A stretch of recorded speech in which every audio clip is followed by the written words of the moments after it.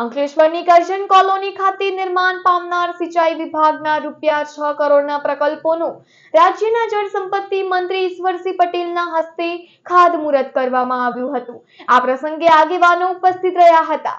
અંકલેશ્વરની Karjan colony ખાતે આજરોજ ₹6 કરોડના ખર્ચે નિર્માણ પામનાર કન્સ્ટ્રક્શન ઓફ ઇન્સ્પેક્શન બંગલો તથા URPBCI ડિવિઝન તેમજ सब डिविजन ऑफिस बिल्डिंग कामनो खातमुहूर्त समारोह योजायो। राज्यના जल संपत्ति मंत्री ईश्वरसिंह पटेलના હસ્તે વિવિધ પ્રકલ્પોનું ખાતમુહૂર્ત કરવામાં આવ્યું હતું। આ પ્રસંગે ભરૂચ જિલ્લા પંચાયતના ઉપપ્રમુખ અજીત વસાવા, તાલુકા પંચાયત પ્રમુખ વિવેક ભરડીવાલા, નગરપાલિકાના પ્રમુખ જિગ્નેશ અંદાડિયા, લોકગાયક અભયસિંહ રાઠોડ, સુરત સિંચાઈ વર્તુળના અધિક્ષક ઇજનેર SB દેશમુખ, જળ સંપત્તિ અને કરજણ સિંચાઈ યોજનાના અધિકારીઓ ઉપસ્થિત રહ્યા હતા।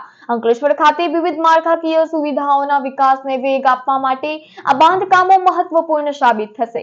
આ પ્રસંગે જળ સંપત્તિ મંત્રી ઈશ્વરસિંહ પટેલે જણાવ્યું હતું કે નવી ઓફિસ બિલ્ડિંગ સહિતના કામો પૂર્ણ થતા સંબંધિત વિભાગની કામગીરીને વધુ સુદૃઢ બનાવવામાં મદદ કરશે તેમજ અધિકારીઓ અને કર્મચારીઓને વધુ સારી કાર્ય સુવિધા મળી રહેશે।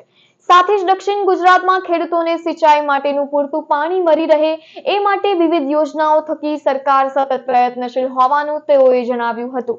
આજરોજ અંકલેશ્વર કરજણ કોલોની ખાતે ઇન્સ્પેક્શન બંગલો અને ડિવિઝન સબ ડિવિઝન ઓફિસના ખાતમુહૂર્ત કરવામાં આવ્યું છે। એમાં 6 કરોડ ને 62 લાખના ખર્ચે અહીંયા આજે ખાતમુહૂર્ત કરવામાં આવ્યું છે કે જે 1965ની સાલમાં જે ઓફિસ બિલ્ડિંગ અને ઇન્સ્પેક્શન બંગલો જે બન્યો હતો એના જે 60 વર્ષ ઉપરાંત થયા છે અને જર્જરિત હોવાને કારણે એ નવું મકાન અહીંયા બને, જેથી કરીને કરજણ ડેમ અહીંયાથી લગભગ 100 કિલોમીટર આસપાસ જે દૂર છે ત્યાંથી અધિકારીઓ અહીંયા આવું જવું હોય તો રહેવા માટે પણ એ કામ લાગી શકે।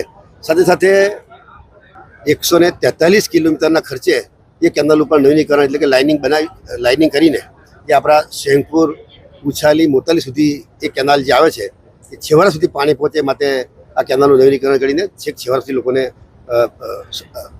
ખેડૂતોને સિંચાઈ માટે સગવડતામાં એક વધારો થનાર છે।